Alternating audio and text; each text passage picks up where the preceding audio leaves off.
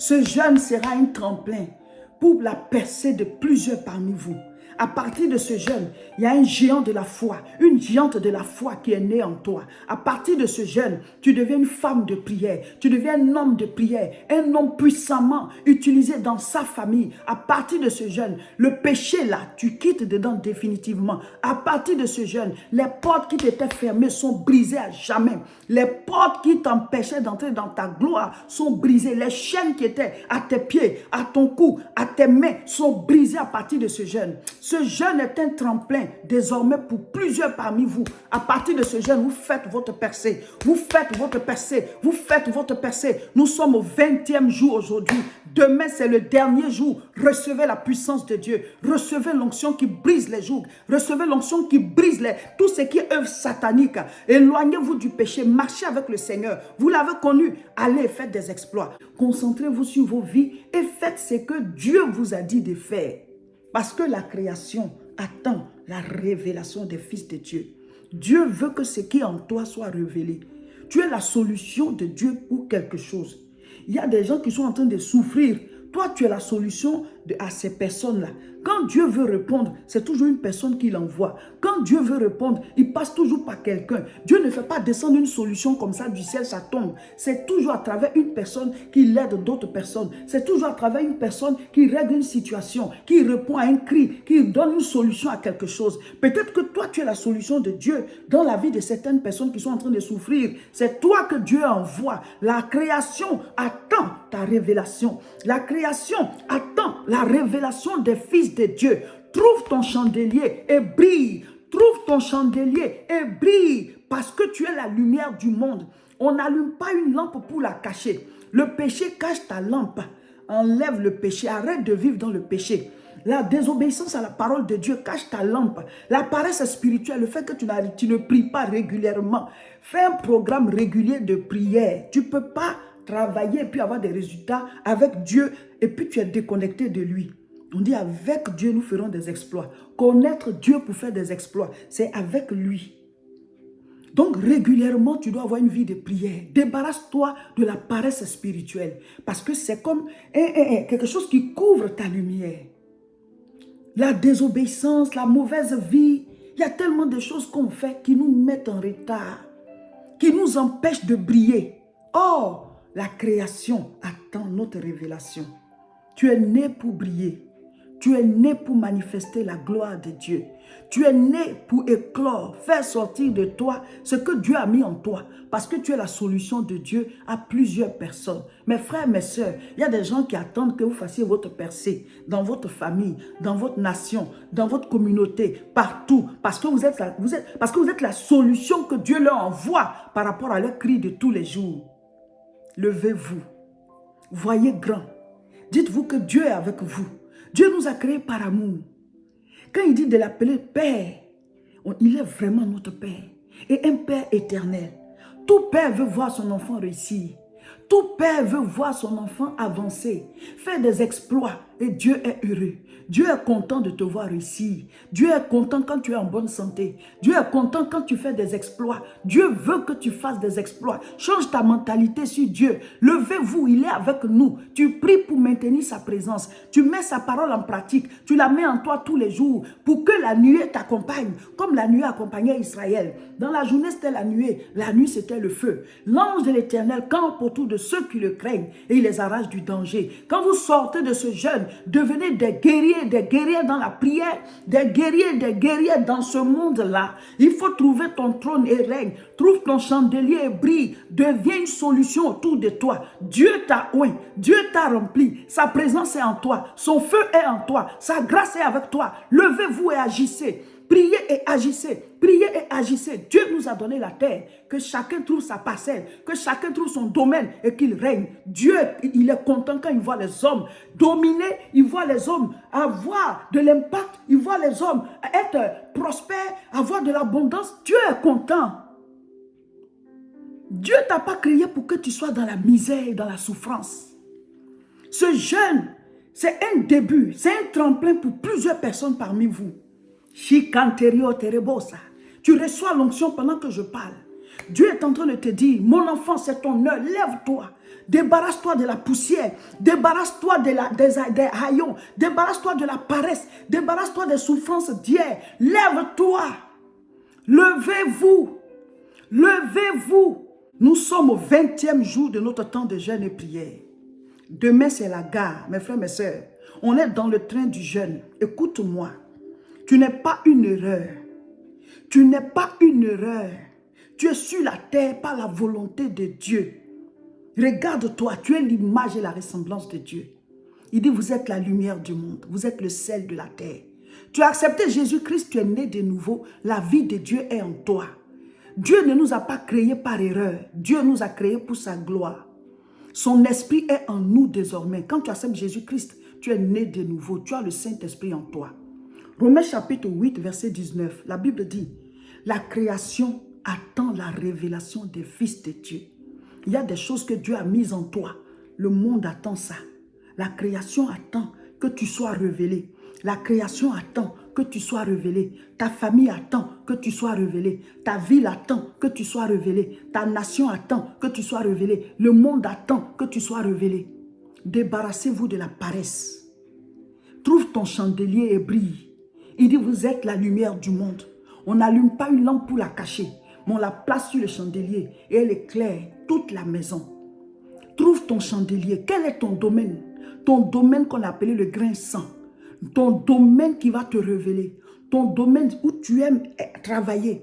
Les talents que Dieu a mis en toi. Débarrassez-vous de la paresse. Débarrassez-vous de la négligence. Éloignez-vous du péché. Sortez de cette vie qui vous met en retard et faites face à votre vie et produisez des résultats. Et brillez, manifestez la gloire de Dieu. Ayez foi que Dieu est avec vous. Ayez foi que Dieu est avec vous. La Bible dit, la création attend la révélation des fils de Dieu. Dieu veut que tu sois révélé. Dieu veut que à travers toi, sa gloire se manifeste. Quand tu réussis, Dieu est content. Quand tu es en bonne santé, Dieu est content. Quand tu manges à ta faim, Dieu est content. Quand tu as de l'impact, il est content. Quand tu es bien habillé, il est content. Dieu t'aime. Il dit, tous ceux qui ont accepté Jésus-Christ, ils reçoivent son esprit. Cet esprit qu'on avait perdu en Éden à cause du péché. Christ nous rachète et nous le recevons. Il dit désormais, quand vous priez, dites notre Père qui est aux cieux. Dieu est ton Père. Il n'est pas un maître incontesté qui va te taper à tout moment à cause de tes péchés. Il est ton Père. Il dit viens tel que tu es. Mais il ne va pas t'utiliser tel que tu es. Il va te transformer. Il va te transformer. Laissons le Seigneur transformer nos vies. Venons à ses pieds, acceptons-le, marchons dans ses voies, mettons sa parole en pratique et avançons. Christ en nous, l'espérance de la gloire. Matthieu 5, verset 14. Vous êtes la lumière du monde. Une ville située sur une montagne ne peut être cachée. Et on n'allume pas une lampe pour la mettre sous le boisseau, mais on la met sur le chandelier et elle éclaire tous ceux qui sont dans la maison. Que votre lumière luise ainsi devant les hommes, afin qu'ils voient vos bonnes œuvres et qu'ils glorifient votre Père qui est dans les cieux. Alléluia. Tu es la lumière du monde. Trouve ton chandelier et brille. Trouve ton domaine et fais voir la gloire de Dieu. Trouve ton domaine et que le monde voit que Dieu veut qu'on brille. Dieu veut qu'on ait des résultats. Dieu veut qu'on ait de l'impact. Dieu veut qu'on soit heureux. Que le monde voit ça à travers ta vie. C'est ça, briller. Et qu'ils disent, ah, je vais aussi accepter Jésus-Christ pour avoir cet équilibre-là, pour avoir cette grâce-là, pour avoir cette chose qui t'accompagne là, la main de Dieu qui t'accompagne là. Je ne sais pas ce qui est avec toi, mais ta vie brille. On te voit, tout va bien. Même quand tu as des épreuves. C'est-à-dire, c'est comme quand la tempête s'est levée, quand Jésus était dans la barque avec les disciples. Même si tu traverses des moments difficiles, parle à la situation et sois content et sois confiant de ce que tu sortiras de là avec des témoignages. La même situation qui aujourd'hui est une situation peut-être de honte ou bien une situation de raillerie pour dire que où est ton Dieu, ça va devenir un témoignage. C'est comme ça que ça s'est passé pour Marie, Marthe et Lazare. On dit, ah mais c'est chez vous, Jésus dort. Mais finalement, la maladie de Lazare, qui faisait que peut-être on pouvait se moquer d'eux, ça s'est transformé en gloire parce que Lazare a été ressuscité. Dieu est le même hier, aujourd'hui et éternellement. Il ne laisse pas tomber. Dès l'instant où tu es avec lui, il est dans ta barque. Il n'a pas dit que la tempête ne va pas se lever, mais il a la solution de la tempête. Et tant qu'il est avec toi, tu vas toujours avancer et faire tes exploits. Trouve ton chandelier et brille. Trouve ton chandelier et brille. Fais sortir la gloire que Dieu a mise en toi. La Bible dit dans Romains chapitre 8 au verset 14, « Car tous ceux qui sont conduits par l'Esprit de Dieu sont fils de Dieu. » L'évangile de Jean chapitre 1, du verset 12 au verset 13, la Bible dit, « À tous ceux qui l'ont reçu, la parole leur a donné le pouvoir de devenir enfants de Dieu. » Donc quand tu as reçu Jésus-Christ et que tu es né de nouveau, tu as reçu le pouvoir. Tu es maintenant enfant de Dieu. Tu as reçu le pouvoir de devenir enfant de Dieu. C'est pour ça que Jésus dit, quand vous priez, dites notre Père qui est aux cieux. Tous les hommes sont des créatures de Dieu. C'est ceux qui acceptent Jésus-Christ, qui sont nés de nouveau, qui deviennent enfants de Dieu. C'est un pouvoir qui t'est donné. Donc désormais, quand tu pries, Dieu n'est plus juste un Dieu. Dieu n'est plus juste ton maître. Dieu n'est plus juste ton Seigneur. Dieu n'est plus juste là pour voir les péchés du monde comme on le voyait dans nos pensées, dans nos conceptions. Non, Dieu devient ton Père, notre Père qui est aux cieux. Donc tu es devenu enfant de Dieu, mais tu dois croître, tu dois grandir dans le royaume. La Bible dit que Christ doit être formé en nous. Donc d'enfant, tu vas passer au stade de fils. Romains chapitre 8, verset 14. Car tous ceux qui sont conduits par l'Esprit de Dieu sont fils de Dieu. Ça veut dire quoi? Quand tu es né dans le royaume de Dieu, tu as reçu la vie de Dieu en toi. Tu as la vie éternelle en toi. Maintenant, tu dois arriver à un niveau où tu es conduit par l'Esprit. L'Esprit te rappelle la parole. Chaque fois que tu es devant une situation, le Saint-Esprit te rappelle que tu es chrétien, tu es enfant de Dieu, tu ne peux pas te comporter comme les autres, tu ne peux pas parler comme les autres, tu ne peux pas t'habiller comme les autres, tu ne peux pas manger comme les autres, tu ne peux pas fréquenter des lieux comme tous les autres. Toi, tout doit être régi par la parole. Donc quand tu commences à vivre comme ça, tu n'es plus juste un enfant de Dieu, tu es un fils. Car ceux qui sont conduits par l'Esprit, ceux qui sont conduits par le Saint-Esprit, ceux qui marchent régulièrement selon la parole, c'est ceux-là qui sont des fils. Alléluia. Passez au stade de fils. Maintenant, Romains chapitre 8, verset 19. Aussi la création attend-elle avec un ardent désir la révélation des fils de Dieu. Donc, quand tu acceptes Jésus-Christ, tu deviens enfant de Dieu. Tu dois grandir chaque jour. C'est pour ça que je vous dis toujours, éloignez-vous définitivement du péché et de la porte. Sortir, revenir, tomber, se relever. Mais fais à ça. Tu dois devenir un fils. Tu dois devenir une pierre avec laquelle on doit bâtir. Il dit, tu es pierre, sur toi je bâtirai mon église. Les portes du séjour des morts ne prévaudront point contre toi. Je te donnerai les clés. On ne donne pas les clés à un enfant. On donne les clés à un fils. Écoute-moi, l'héritage c'est pour le fils. L'enfant mérite parce qu'il a le sang du père. Et il est un membre de la famille. Mais il ne peut même pas profiter de son héritage. Parce qu'il est enfant. Devenez des fils. Maintenant, la Bible dit, Romains 8, verset 19, la création attend la révélation des fils de Dieu. Quand tu es maintenant affermi dans la foi, pendant ce temps, tu continues ta marche avec le Seigneur, tu fais des exploits dans tous les domaines. Hein. Tu dois faire exploits au niveau de ta vie spirituelle, au niveau de ta santé. Même si tu as des épreuves, tu vas sortir avec des témoignages, exploits au niveau familial, exploits au niveau du travail, parce que tu avances avec Dieu. Mais il y a un domaine précis, celui qu'on a appelé le grain sain. Quand la sémence est tombée dans la bonne terre, on dit qu'elle a produit des fruits. Un grain 30, un grain 60, un grain 100. Ton grain 100, ton domaine qui va te révéler. Ton domaine où, voilà, tu le fais, puis tu es dans la joie, puis tu es compétent, tu es fort, tu as les talents dans ce domaine-là.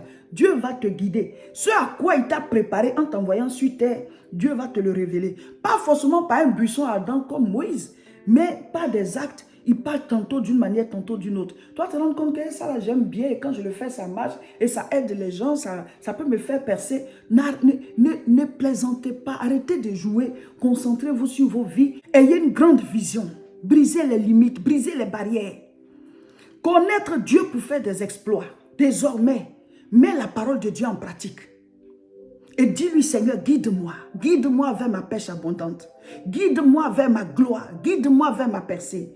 Quand tu as créé l'homme, tu l'as béni. Tu dis, soyez féconds, multipliez, remplissez, assujettissez et dominez la terre. Pas qu'on va dominer nos frères, nos sœurs. Chacun de nous a en lui une gloire qui doit sortir. Chacun doit manifester la sagesse infiniment variée de Dieu. Là où tu es, le monde doit voir la révélation de Dieu à travers toi. La Bible dit, la création attend la révélation des fils de Dieu. Romains chapitre 8, verset 14. Levez-vous et régnez. Levez-vous et manifestez la gloire de Dieu dans vos familles, dans vos villages, dans vos villes, dans vos quartiers, dans vos pays, partout où vous êtes. Rayonnez de la gloire de Dieu. Christ est à la porte à travers nos témoignages. Le monde doit voir que Dieu existe. Le monde doit voir que Jésus-Christ, le monde doit voir que Jésus-Christ est la solution. Celui-là qui délivre, qui libère, qui guérit, qui brise les jougs, qui brise la malédiction, qui brise l'œuvre des autels sataniques. Trouve ton chandelier, brille. L'évangile de Jean chapitre 20, c'est ce que nous lisons aujourd'hui. Nous sommes au 20e jour de notre temps de jeûne et prière. Jean chapitre 20, je lis à partir du verset 19. Le soir de ce jour qui était le premier de la semaine, les portes du lieu où se trouvaient les disciples étant fermées à cause de la crainte qu'ils avaient des Juifs, Jésus vint, se présenta au milieu d'eux et leur dit, « La paix soit avec vous. La paix soit avec vous. La paix, Jésus m'a libéré. C'est en lui que j'ai trouvé la paix. Jésus m'a libéré. La paix, la paix, la paix. Jésus m'a libéré. C'est en lui que j'ai trouvé la paix. Jésus m'a libéré. Alléluia. La paix soit avec vous. Oh, les disciples ont été éprouvés. Ils ont vu leur maître, celui-là qui a fait des miracles sous leurs yeux, qui a guéri des malades, qui a ressuscité des morts, qui prêchait la parole de vie.